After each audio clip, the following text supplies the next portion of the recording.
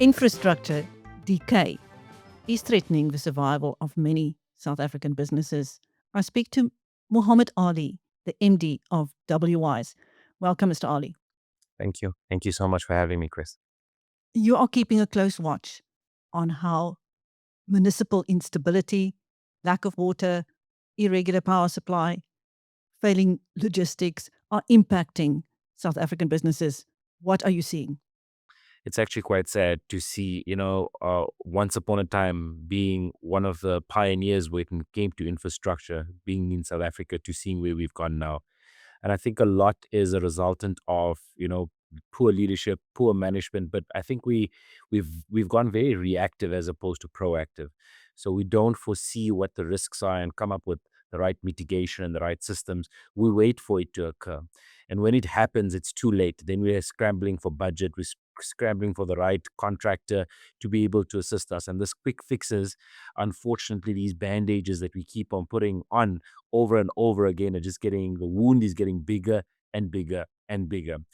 And it's just this infrastructure decay along with the climate change issues that we're having. And we're not having the right competent people with the true leadership guiding us in the right direction. I think accountability and consequence management has totally fallen away. And foreign investors are now looking at South Africa and red flagging this country, which is actually quite sad because we have the capability, we have the skills, we have the opportunities to be able to progress. But I think the basic needs of power, water, in terms of even just looking at your roads and infrastructure, is not just decaying; it's going down the drain to its limit. Hmm. So many businesses can no longer rely on contingency plans. What practical suggestions do you have for them? I think the one narrative that people like to say is that, we as South Africa are much better than all the other African countries. And I don't think that's a good comparison because you need to look at where South Africa was and then compare that to where you are now. And then look at the statistics from internationaltransparency.org of where we were from a corruption point of view about 8 to 10 years ago and where we are now. We're falling down the scale rapidly. Where is it that the solutions lie, if you may ask? And I think a good case study is to look at countries like Singapore, the United Arab Emirates, where they were able to develop the economy on the foundational basis of international and national standards. So they looked at these standards that come with great reviews. It wasn't just me that created or South Africa created. There's 174 countries that have sat around the table to develop best practice standards. And this guides your municipalities, your private sectors, your all the different sectors to be able to understand what to document, what to implement, what to simulate, and go through lessons learned so you can progressively improve. But this will not work if you don't have leaders that are actually looking forefront as well as taking full accountability and knowing what consequence management is. Meaning that when someone does have an error or takes advantage of the system, they're dealt with the might of the law, and we trust the justice system to be able to take the necessary steps to be able to ensure justice has been served. If the political will could be found, how long would it take for South Africa's infrastructures to recover? I think it's a very good question. I think it's a very difficult situation that South Africa is in. I think we've got a lot of political appointments. We've got a lot of nepotism in our what you call a public sector, and we've got a lot of people that have been appointed without the right competency or experience in guiding them. More so, when the competent people are in power, they don't have the trust to be able to sign off on something because they are a target all the time. So decisions are being delayed. In my honest opinion, if you look at what the history has taught us, in Singapore, it took about between 5 to 6 decades of them being able to transition into it. So if we do not do it now, our grandchildren will not benefit. And they're the ones that may see the light at the end of the tunnel if we start implementing the right governance, the right structures, the right systems. Just an interesting fun fact, I was doing a case study with Barcelona, and Barcelona have done something very interesting. It's very similar to what South Africa is facing right now. Don't look at Barcelona as the pivot of glory. They also have their challenges when it comes to crime and infrastructure, etc. But what they've done is systematic, and I think this is the focus on it. For example, if there's a pothole that comes up in Barcelona, then it's very important for a citizen to have an app that's connected to the municipal, what you call institutions, and then they take a picture of that particular pothole, and then the smart cameras verify and validate that that pothole is there. That particular ticket that gets logged in gets quickly sent out to the relevant community, the SMMEs and QSEs, or contractors to be who are approved and vetted and validated to give a quotation on exactly who can do this work with the best price, the best quality, the best time. And automatically, without any human intervention, it denotes through a criteria of selection who the vendor is and issues them with an order. They're given 3 days to be able to complete this exercise with a picture and the camera validating this, and they're paid within 7 days. Now, this is automating the process to be able to optimize service delivery.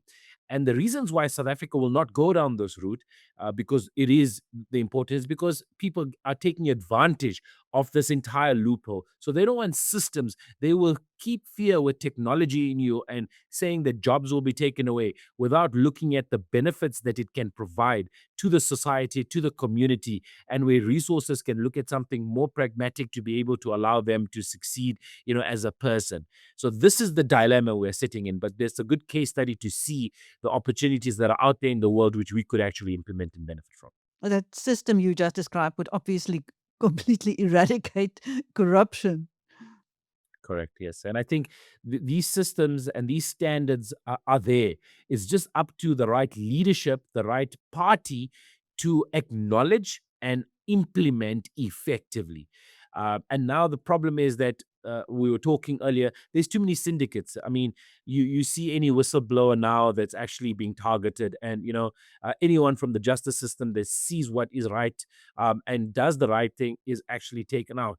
And these syndicates and extortion in South Africa has become a movie. We're living in Hollywood, and I think Hollywood are actually getting scripts from South African day-to-day lifestyles. That's how sad it unfortunately is, because we've gone bold in terms of crime, and we are going so bold because we know that the justice system will sort of protect us. So we've got a long way to go in terms of having the right leadership, having the right accountability, and it's a holistic change that will need to be implemented before we actually start seeing some sort of benefit. Healthcare matters, but what matters most? Having cover for the people who keep this business going. Bonitas is there for you when it counts. Bonitas, medical aid for South Africa. Visit bonitas.co.za and find your plan. Even if political will could be found, say for instance in Johannesburg, there's a new mayor, but the city is technically bankrupt. So with the best political intentions, where do they find the funds to fix the infrastructure? It's a very good point. And I think that's where we're going out. We're going to the World Health Organization. We're going to the large funders, are you with me, within the United Nations or within the European Union, who have these particular, budgets available to be able to invest in our country and economy in return for either minerals or other human resources or whatever it may be. These are good potentials. But here's the conundrum is that recently I was assisting an organization in the IT sector, and they were working with a company in the US, and the US had red flags South Africa of being unethical and corrupt. So they imposed a particular standard, which is ISO 37001, which is an anti-bribery management system. They wanted this company in South Africa to implement the system, to have the right policies, they have the right processes, and to be audited by an independent third-party certification body that gives them a certificate to say, you have an anti-bribery management system in place, you're going to do business in an ethical way, you have the right whistleblowing, there's no corruption, no top management taking benefit for their own gain. All of that is in place. Once that certification was granted, the risk was sort of mitigated for them to continue this discussion. And I think that's what the large funders are now requiring us to do, is because it's not as easy as going to the bank like we would to get a loan. Now there's a significant amount of due diligence required from these foreign investors. They're not willing to put their funds, they're not willing to put their particular signature without the confidence. And they're now requesting more regulation in place. And that is why companies are starting to implement these standards to be able to get this foreign investment in. But imagine if we could do that in the public sector.